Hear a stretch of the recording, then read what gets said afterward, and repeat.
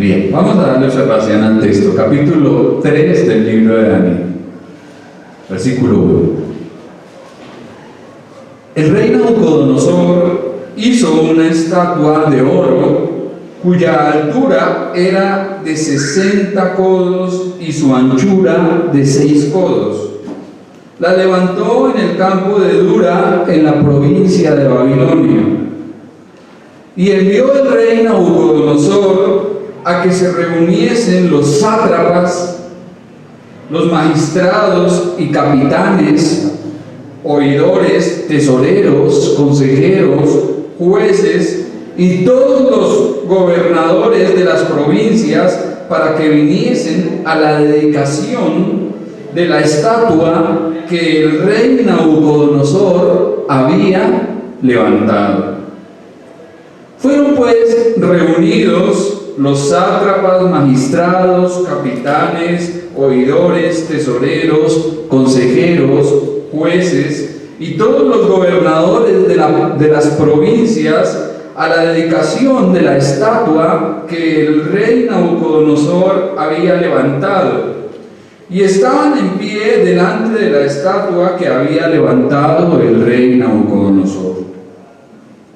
Y el pregonero anunciaba en alta voz: mándase a vosotros, oh pueblos, naciones y lenguas, que al oír el son de la bocina, de la flauta, del tamboril, del arpa, del salterio, de la zampoña y de todo instrumento de música, os postréis y adoréis la estatua de oro que el rey Nabucodonosor ha levantado. Y cualquiera que no se postre y adore, inmediatamente será echado dentro de un horno de fuego ardiendo. Amén. En el capítulo 2 habíamos visto y observado que Daniel interpretó el sueño a Nabucodonosor. ¿Y qué fue lo que este gran rey de Babilonia soñó y vio en las visiones de la noche? ¿De qué se trataba su sueño? De una gran imagen en forma de... ¿Forma de qué? Decíamos que resaltábamos que era en forma de hombre. ¿Y que representaba qué cosa? Los reinos, el gobierno de los hombres, los imperios y los poderíos gentiles.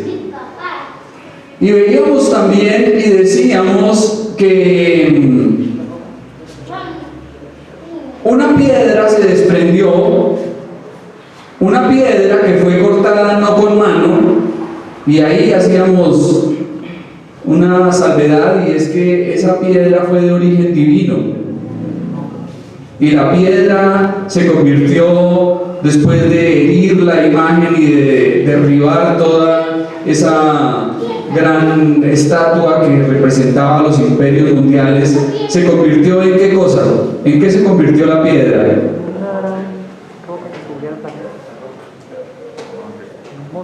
En un monte. ¿Y qué hizo el monte? Llenó toda la tierra. Entonces hablábamos del reino de Cristo, cuando nuestro Señor Jesucristo gobierne y venga a establecer su reino en la tierra. Y decíamos que creemos en un reino literal, en un reino físico. No se trata de un reino simbólico ni alegórico como muchos enseñan, diciendo que nuestro Señor Jesucristo ya está reinando. No, veíamos que cada parte de la imagen tuvo un cumplimiento exacto. El imperio babilónico terminó para dar paso al imperio de los medos y los persas. Después terminó el imperio de los medos y los persas para dar paso al imperio griego, y luego el imperio romano. Y decíamos que el imperio romano, representado por las piernas, es el más largo, y la parte inferior de las piernas, es decir, los pies, estaban en la imagen de qué metal, de qué cosas compuestos. Hierro con barro cocido. y decíamos que eso hacía que esa gran imagen fuese fuerte, pero a la vez frágil, y la fragilidad estaba en los pies, y es en esos pies en donde la piedra viene, hiere y derrumba esa imagen, y luego la piedra se convierte en un monte. Es cuando nuestro Señor Jesucristo establezca el reino, y hablábamos que esto será en su segunda venida, ya que en su primera venida no ocurrió, y aún no ha ocurrido. Bien, es un resumen, un repaso de lo que hemos venido viendo y estudiando en el capítulo 2. No sabemos exactamente cuánto tiempo transcurre entre el capítulo 2 y el capítulo que acabamos de empezar, es decir, el 3. El texto no lo dice, no hay un indicio. Es totalmente posible que Nabucodonosor tuviese recuerdos de esa espectacular imagen que vio en sueños. Entonces, al tener estos recuerdos, ¿qué quiso hacer? Reproducir esa imagen. Pero notemos algo particular, y es que no la hace de oro, plata, bronce, hierro con barro cocido. La hace totalmente de oro, solo oro, de los pies, la cabeza. Daniel le había dicho al rey que él era la cabeza de oro, pero también le había dicho que sería seguido por un imperio de plata. Entonces, al hacer esta imagen únicamente en oro, ¿qué estaba insinuando con ello Nabucodonosor, o qué estaba queriendo demostrar o hacer? Que su imperio iba a perdurar por siempre.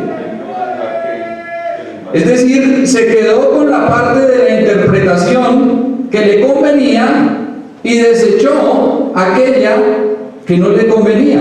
Es decir, que su reino sería reemplazado por un reino inferior de plata. Aferrándose a los aspectos más halagadores de la interpretación, rechazó la parte que no era de su conveniencia. Al hacer la estatua demostró que su devoción y su honra al Dios de los judíos tampoco era genuina. Esa honra que había dado a Dios al finalizar el capítulo 2 no le duró mucho. Y lamentablemente vemos que hay mucha gente que de boca confiesa ciertas cosas y pueden decir: sí. Usted habla con muchas personas y le dicen: sí, efectivamente, yo creo en Dios. Pero lo sostienen después de 10 años. Lo pueden continuar sosteniendo durante 20 años o al final de sus vidas. Eso es lo que finalmente cuenta. Decíamos que no es solamente una conversión de labios para afuera. Necesitamos nacer de nuevo. Necesitamos convertirnos verdaderamente a Dios, porque solo de esa forma seremos salvos.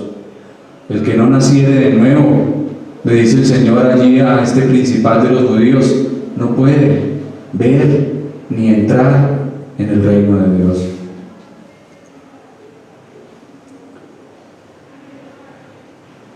Ahora imagínense, nos dice que la estatua era de 60 codos. Un codo es aproximadamente la distancia que tenemos desde aquí hasta aquí. Es decir, más o menos ¿cuántos centímetros? 40-45 centímetros. Teniendo en cuenta esas medidas, ¿cuánto vendrían a ser 60 codos? ¿Dónde están los matemáticos? ¿Dónde está Francisco el matemático? Vendrían a ser de 24 a 27 metros de altura. Ahora imagínense una imagen chapada en oro de 24 a 27 metros de altura. Eso tuvo que haber sido una obra impresionante. Ahora, la cantidad de oro que debieron emplear para hacer esto tuvo que haber sido bastante. Porque si bien medía de 24 a 27 metros de altura, su ancho era de 2,40 a 2,70, es decir, casi 3 metros de anchura. Era una obra impresionante, una imagen colosal, tremenda. Con semejantes dimensiones es probable pensar que la estatua no era de oro sólido.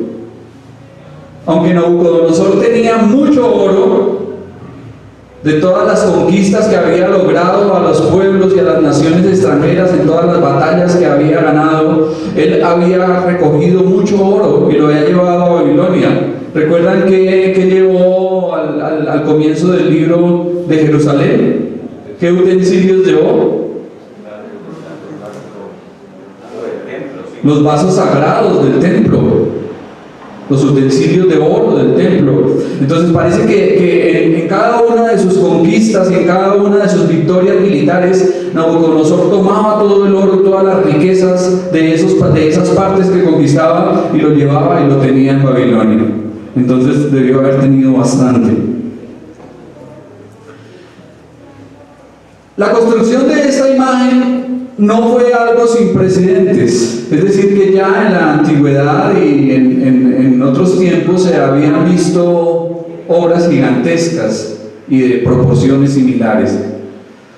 Además, los ingenieros de Nabucodonosor se destacaron por su destreza en la construcción de torres y murallas.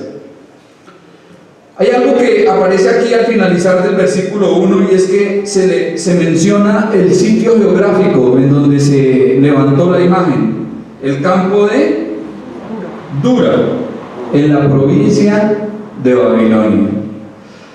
Esto nos da una muestra de autenticidad, porque nos habla que el autor del libro conocía la geografía de Babilonia, es decir, Daniel. Y pudo haberse tratado de un lugar al suroriente de Babilonia, cerca de unas colinas y un arroyo. Sin duda debió ser un lugar prominente, un lugar notorio. Aquella imagen o estatua estaba ubicada en un lugar estratégico. ¿Para qué?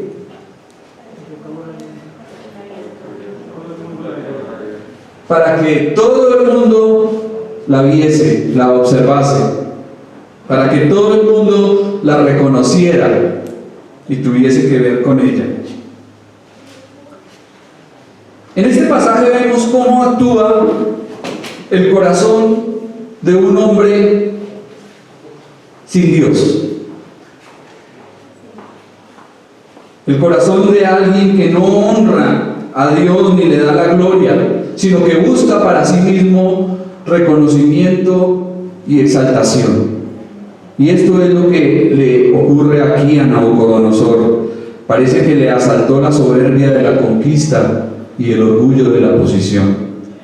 Tantas conquistas, tantas victorias militares, tanto que su reino se expandía y se hacía cada día más floreciente. Nabucodonosor quería mostrar ese oro de sus conquistas y de sus victorias. Quería hacerlo ver, hacerlo notorio, que los demás se fijaran lo que había hecho y lo que había logrado. Y eso es generalmente a lo que le pasa a muchos hombres que buscan alardear y presumir de los logros y de las cosas que pueden alcanzar y obtener.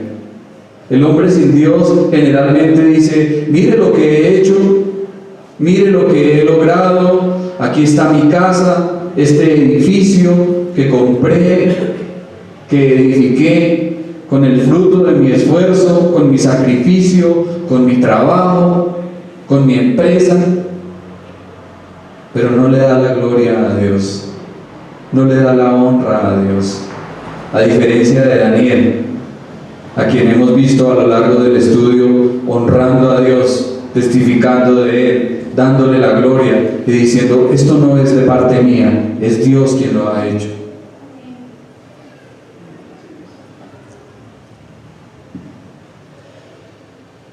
Y por eso es que vemos a muchos hombres presumir del oro. ¿Se han dado cuenta? Oro por aquí, oro por aquí, oro por acá. Bueno, yo tengo una argolla, pero la debo llevar. Oro en las manos, en las muñecas, camisa abierta, cadenas de oro. ¿Y qué quieren demostrar con esto? ¿Que oran? No. El oro no demuestra que oran, lo contrario, demuestra que son personas que seguramente buscan enaltecerse, enorgullecerse y hacer alarde de lo que poseen, de lo que tienen, mas no se jactan en conocer a Dios, en entenderle y en honrarle. La fiebre del oro ha existido a lo largo de todas las culturas. Aún aquí nuestros ancestros tenían grandes cantidades de oro y eran excelentes en la orfebrería. Usted va al Museo de Oro y va a encontrar todas esas piezas precolombinas que trabajaban los indígenas, unas cosas impresionantes. Una balsita que hicieron de oro y el muñequito ahí que representaba al Zipa.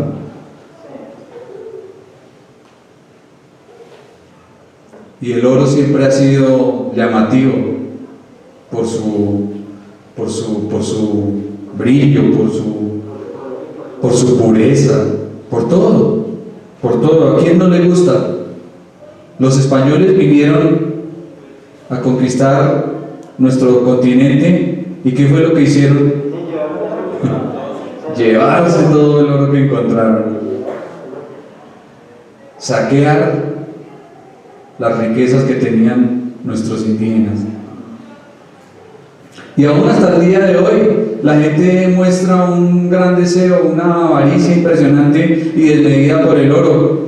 ¿Cuántas personas no salen a las esquinas con un cuchillo a atracar, a quitar una pulsera, un anillo a alguien que tiene algo de oro? Es impresionante, ¿no? ¿Y cuánta gente no ha muerto por causa del oro?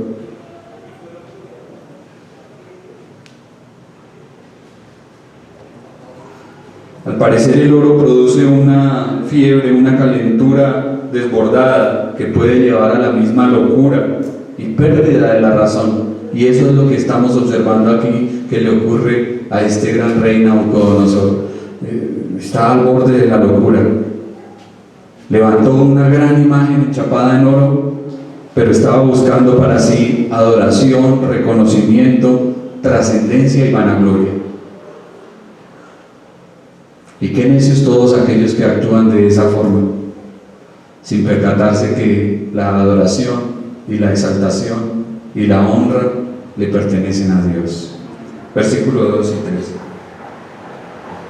Y envió el rey Nabucodonosor a que se reuniesen los sátrapas, los magistrados y capitanes, oidores, tesoreros, consejeros, jueces y todos los gobernadores de las provincias para que viniesen a la dedicación de la estatua que el rey Nabucodonosor había levantado. Fueron pues reunidos los sátrapas, magistrados, capitanes, oidores, tesoreros, consejeros, jueces y todos los gobernadores de las provincias a la dedicación de la estatua que el rey Nabucodonosor había levantado, y estaban en pie delante de la estatua que había levantado el rey Nabucodonosor. Amén. Es decir, que una vez culminada la obra, Nabucodonosor reúne a todos los gobernantes de su reino, y hay una lista, aparece una lista ahí: sátrapas, equivale a protector de los dominios; magistrados, es decir, los líderes militares; gobernadores, eran los gobernadores civiles; consejeros, los asesores del gobierno; tesoreros, eran los superintendentes y los encargados de llevar y conservar, salvaguardar el erario o tesoro público; jueces y magistrados, eran los guardadores de la ley, aquellos que hacían cumplir la ley en Babilonia. Es decir que, a manera de legitimar su alocada y descabellada idea, ¿qué hace este rey? ¿Qué hizo? ¿Convocó a quiénes?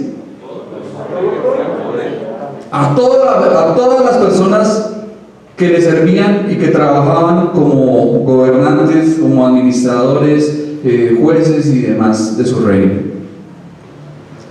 Pero ¿será que por el hecho de que los hombres avalen o aprueben algo, será que es válido también y aprobado por Dios? ¿Será que por el hecho de que todos lo aprueben, también Dios lo aprueba? ¿Qué creen ustedes?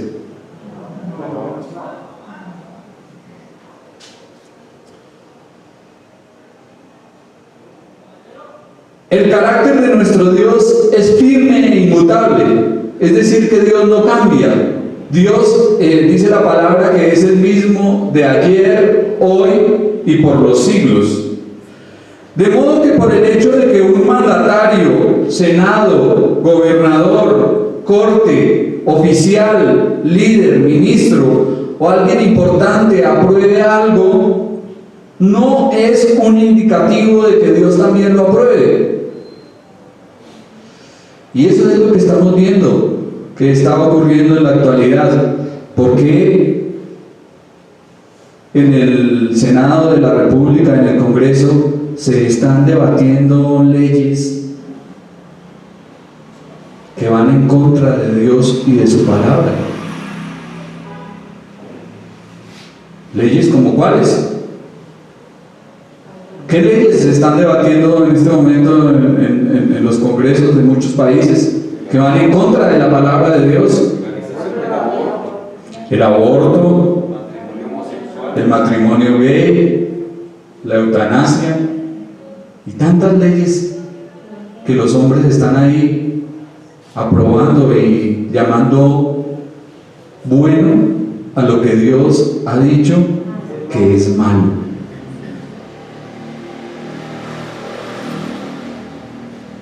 ¿Cuántas leyes se están impulsando y promoviendo en la actualidad que son un verdadero insulto y agravio a nuestro Creador? Dios nunca estará de acuerdo con que a una criatura indefensa que se está formando en el vientre de una madre se le quite la vida, se extirpe por pedazos, se descuartice y se bote a la basura. Eso nunca Dios lo aprobará. Pero sin embargo, en Argentina, hace poco, las mujeres liberadas estaban celebrando porque la ley les había permitido hacerlo. Y ese es el mundo en el que vivimos. Esa es la situación en la que nos encontramos. Unas cosas son las que establecen los hombres, las que establecen la ley, la que aprueben y digan los hombres que está bien, y otra cosa es lo que Dios determina por medio de su palabra, lo que Dios dice.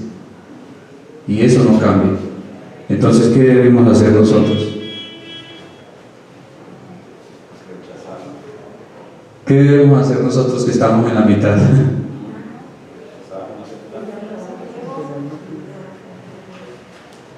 No les escucho, mi hermano. ¿Qué debemos hacer? Rechazar, no aceptar, estar firme en nuestra fe. Así es, rechazar, no aceptar, mantenernos firmes a lo que Dios nos ha dicho, porque es necesario obedecer a Dios antes que a los hombres. Versículos 4 y 5. Y el pregonero anunciaba en alta voz: mándase a vosotros, oh pueblos, naciones y lenguas, que al oír el son de la bocina, de la flauta, del tamboril, del arpa, del salterio, de la zampoña y de todo instrumento de música, os postréis y adoréis la estatua de oro que el rey Nabucodonosor ha levantado. Luego de convocar y reunir a todos los oficiales y dirigentes de su imperio para la gran dedicación de esa estatua dorada, el rey Nabucodonosor se valió de un vocero o un anunciador. Y me llama la atención la función de este hombre. ¿Qué tenía que hacer este vocero? ¿Cuál era el oficio o la tarea que debía llevar a cabo? ¿Qué debía hacer este hombre? Pregonar, anunciar, levantar su voz, proclamar. ¿Y no es eso lo que nosotros también tenemos que hacer como iglesia? Esa no es la misión que Dios nos ha dado. La iglesia es columna y baluarte de la verdad. Es decir, que la iglesia sostiene la verdad de la palabra de Dios. Y nosotros debemos anunciarla, debemos proclamarla, debemos darla a conocer. Imagínense este heraldo del rey Nabucodonosor si se hubiese quedado callado. Seguramente, ¿qué le hubiera pasado a un heraldo callado? ¿Qué le habría hecho el rey? Matarlo. Matarlo. Seguramente Dios no estará contento con aquellos hijos que se encuentran en silencio, que no son heraldos, voceros, baluartes de su verdad, que no la proclaman, y menos de aquellos que no la viven. Entonces me llamó la atención la función de este hombre. ¿Y qué era lo que decía? ¿Cuál era su pregón? ¿Cuál era lo que él estaba gritando, anunciando? Que todo el mundo, al oír los instrumentos musicales, sin excepción alguna, al escuchar la flauta, el salterio, la zampoña y todos esos instrumentos que se mencionan ahí, ¿qué debían hacer? ¿Qué debían hacer las personas al escuchar los instrumentos musicales? Postrarse y adorar la imagen. Esto, más que un acto religioso, era un acto político, un reconocimiento público de la autoridad del Estado y particularmente de la persona del rey. En realidad, adorar aquella estatua simbolizaba adorar al mismo Nabucodonosor, quien en cierto sentido se hace aquí un tipo de anticristo. Porque cuando el anticristo se manifieste, cuando el anticristo aparezca, ¿qué va a demandar y qué va a pedir? Que se le adore. Eso es lo que Satanás ha buscado todo el tiempo. Si usted mira las profecías de Isaías y de Ezequiel, lo que estuvo en el bueno, como diríamos, corazón, no, porque Satanás es un ser espiritual angélico, pero sí lo que estuvo en la mente de él, lo que estuvo, sus intenciones oscuras desde el comienzo fue: subiré, me sentaré y seré semejante al Altísimo. Recibir esa adoración que solo le pertenece a Dios. Y lo vemos en Mateo capítulo 4, versículo 4, diciéndole a nuestro Señor Jesucristo: todo esto te daré si postrado me adoraré. Qué atrevido es este Satanás, ¿no? Pedirle al mismo Señor del cielo, al Creador de los cielos, de la tierra y de todo lo que hay, que se postre y le adore.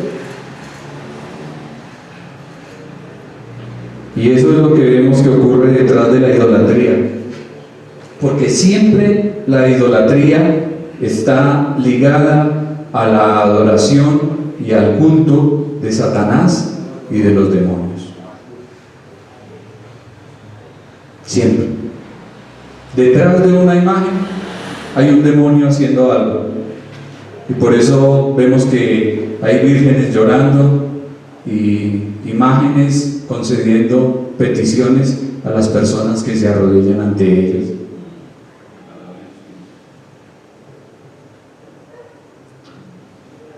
Pero ¿quién debe recibir nuestra adoración? Dios. Es el único, porque al Señor tu Dios adorarás y a Él solo servirás. Y recordemos también, no te harás ni imagen ni semejanza de lo que está arriba en el cielo, ni abajo en la tierra, ni te adorarás, ni te inclinarás ante ellas, ni las adorarás. Eso es abominable a los ojos de Dios, que una persona construya un ídolo, construya una imagen y se postre ante esa imagen y diga: aquí está mi Dios. Pero hay muchas formas de idolatría. No es solamente hacer una imagen. ¿Qué es idolatría? Para los que estuvieron esta mañana, explicamos un poquito acerca de esto. ¿Qué es idolatría? Agarra algo o alguien y suplantando a Dios, o dedicándole más tiempo a esas actividades más que a Dios. Sí, un ídolo es todo aquello que ocupa el único lugar que le corresponde a Dios. Y podemos decir, sí, ¿cómo son de idólatras en la religión tradicional? Porque tienen imágenes y las veneran y se arrodillan y les piden. Pero ¿qué de los ídolos que nos levantamos nosotros? ¿Qué de la idolatría que muchas veces hay en nuestros corazones? Un hijo, una hija, el trabajo, una actividad, una persona, un deporte, el dinero, el carro, la casa, el cónyuge, tantas cosas, un vicio, tantas cosas que pueden llegar a convertirse en ídolos en nosotros. Y de por sí los hombres somos muy dados a la idolatría. El pueblo generalmente es dado a la idolatría.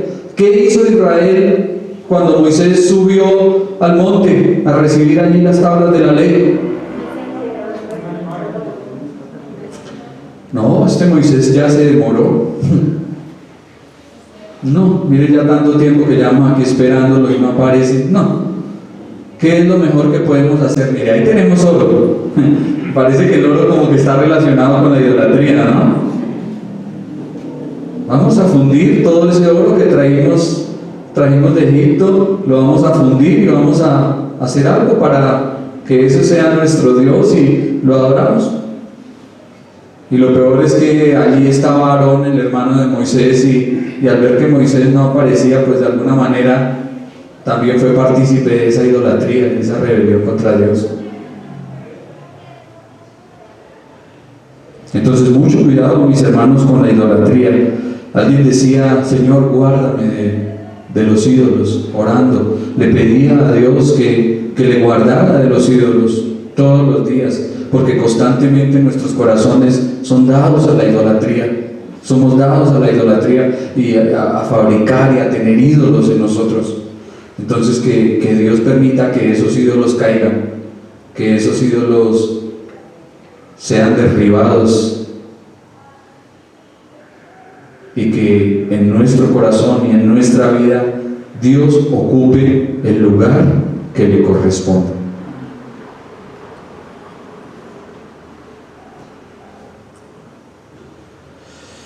Pero detrás de esa gran imagen había algo más grotesco que Nabucodonosor seguramente no estaba mostrando, pero que allí estaba, y era su orgullo, su presunción, su soberbia y su vanagloria. Tristemente, mucha gente en la actualidad sigue honrando y sigue adorando a estos ídolos abominables. ¿Cuánta gente no es orgullosa, soberbia, altiva? Aquí se hace lo que yo diga.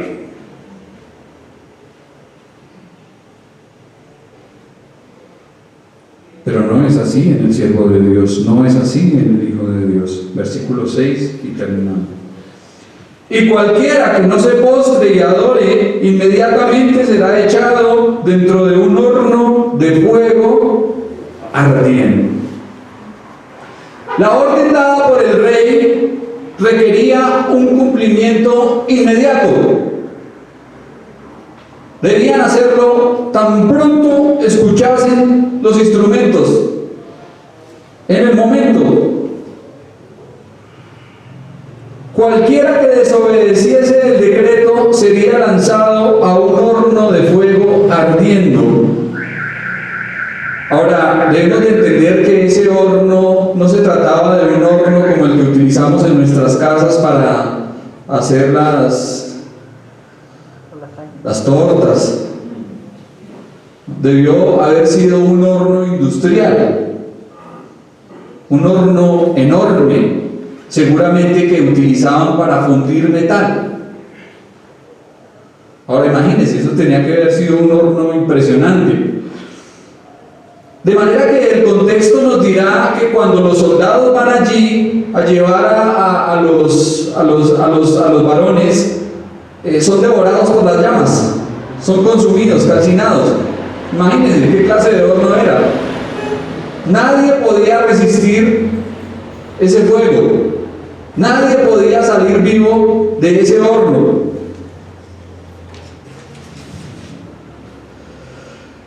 Nabucodonosor anticipó que algunos tendrían dificultades con la orden, por lo tanto especificó la pena máxima para cualquier desobediente. ¿Cuál era esa pena? Que el que no se postrase ante la imagen, que el que no la adorase, iba a terminar en ese gran horno de fuego. La costumbre de quemar a las personas era algo normal, era un medio de ejecución empleado en aquellos tiempos. Pero hay algo que debemos resaltar aquí, y es la actitud y el comportamiento de tres hombres. ¿Quiénes son ellos? Sadrach, Mesach y Abednego. Estos jóvenes judíos no podían seguir las órdenes del rey. Ellos no podían obedecer a Nabucodonosor. ¿Por qué razón? ¿Por qué razón estos tres jóvenes judíos no podían arrodillarse y adorar la imagen que Nabucodonosor levantó? Porque eran temerosos de Dios, porque en ellos estaba la ley de Dios. Hacer eso era ir en contra de sus principios, de su fe y de sus convicciones. Era fallarle a Dios. Entonces, estaban en una situación difícil: obedecer al rey u obedecer a Dios. Y en esos momentos, ¿a quién es más importante obedecer? A Dios. La palabra de Dios nos dice en Romanos 13 que como creyentes nosotros debemos obedecer a los gobernantes. Pero también nos dice en Hechos 5:29 que es necesario obedecer a Dios antes que a los hombres. Entonces, si el gobierno o la ley establece para nosotros cosas que estén por encima de la palabra de Dios, ¿qué debemos hacer nosotros? Desobedecerlas, no aceptarlas. En estos días miraba la noticia que un panadero cristiano fue amenazado de muerte por negarse a elaborar una torta para la celebración de una boda gay. Imagínense, lo amenazaron de muerte por no hacer un ponqué, siendo él un panadero, pero no lo hizo, porque seguramente este hombre tenía la convicción firme que es necesario obedecer a Dios y agradar a Dios antes que a los hombres.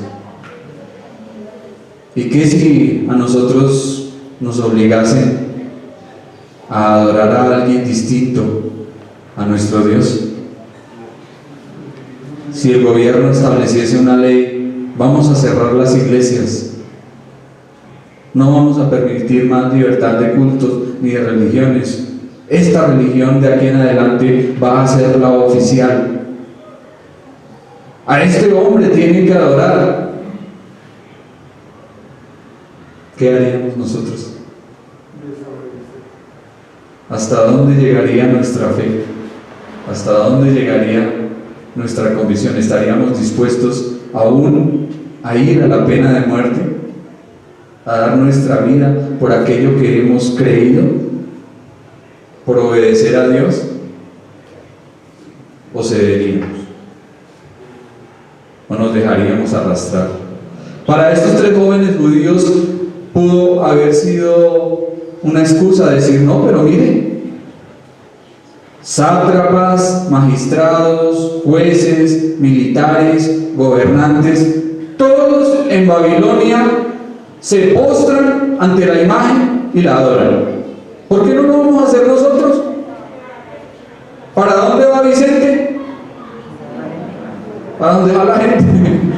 Si todos lo hacen, ¿por qué no lo voy a hacer yo? Podrían haber argumentado estos tres varones, sin embargo, vemos que se mantienen firmes y fieles al Señor hasta el final.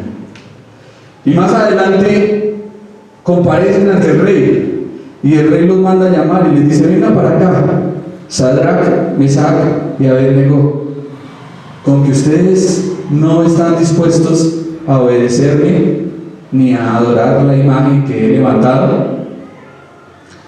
Ellos le responden, le dicen: sepas pues, oh rey, que nuestro Dios nos puede librar del horno de fuego, y si no lo hace, tampoco vamos a hacer.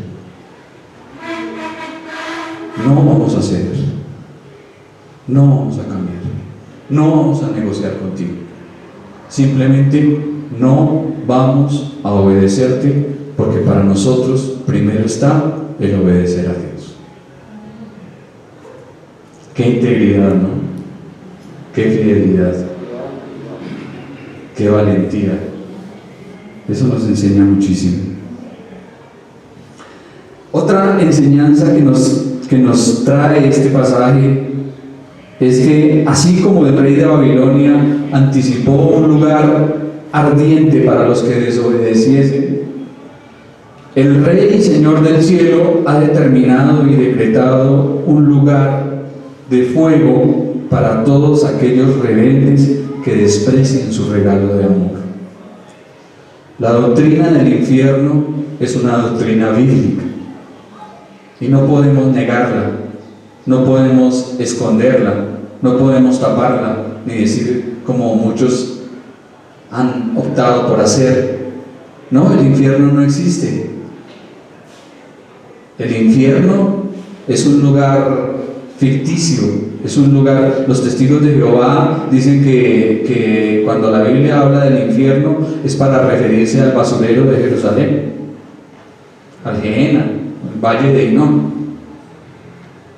Y muchas sectas han tratado de negar el asunto del infierno, pero ¿será que porque lo nieguen ese lugar deja de existir? Para nada.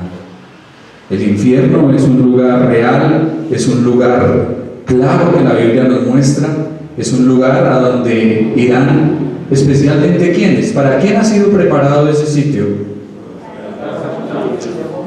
Para Satanás y sus demonios.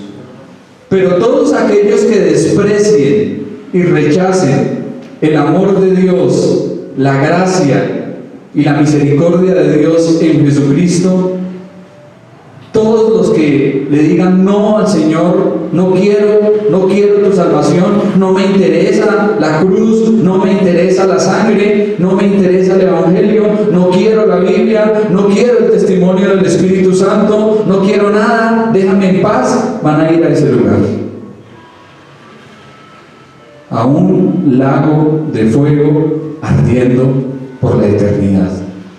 Ahora pensábamos y decíamos en la primera enseñanza, si uno se quema un dedo con la cabeza de un fósforo y siente ese ardor tan terrible, ¿cómo será estarse quemando? ¿Cómo será estar en ese lugar allí ardiendo en el fuego eterno que no se apaga, privado de la presencia de Dios, condenado por la eternidad, siendo consciente de que merece el castigo y la ira divina? Eso debe ser terrible. Eso debe ser algo espeluznante. Que el Señor nos guarde y que más bien aceptemos lo que Cristo ha hecho por nosotros en la cruz del Calvario. Aceptemos su sangre derramada que nos puede limpiar, que ha sido para expiación de nuestro pecado y para el pago de nuestra deuda. Bien, mis hermanos, entonces podemos encontrar aquí en estos pasajes muchas aplicaciones, muchísimas. O cedemos ante la presión del mundo, ante la ley y el gobierno, caemos adorando lo que nos dicen que debemos adorar, o nos mantenemos fieles, o nos mantenemos firmes a Dios y decimos como Sadrach, Mesach y Abednego: no vamos a ceder, no vamos a cambiar. Lo que para nosotros es importante es obedecer y agradar a nuestro Dios. Amén. Vamos a orar. Padre, te damos muchas gracias, Señor, por este mensaje. Tú nos enseñas, Señor, por medio de tu santa palabra, y para nosotros, Señor, es un privilegio y un gozo poder meditar en ella, poder escudriñarla y sobre todo, Señor, poder aplicarla a nuestras vidas. Señor, cuando abrimos tu palabra, Señor, vemos tu voluntad revelada para con nosotros. Tú quieres, Señor, que nosotros te adoremos, porque tú mereces toda la adoración y la exaltación, Señor, pero no permita, Señor, que nos desviemos adorando imágenes, adorando personas, levantando ídolos, Señor, que nos aparten de ti. Guárdanos, Señor, de toda idolatría y ayúdanos, Señor, a permanecer firmes, a mantenernos, Señor, en tu verdad, a no cambiar tus principios, Señor, a no negociarlos, Señor, para que seamos agradables a ti. Señor, muchas gracias por esta palabra. Te pedimos, Señor, que nos guardes, porque seguramente llegará un momento en que vendrá la persecución, en que vendrá el acoso por parte del Estado y por parte de la ley. Pero, Señor, enséñanos a que primordialmente nuestro deber es obedecerte y agradarte a ti, Señor. Te damos la gloria y la honra en el nombre de Jesús. Amén.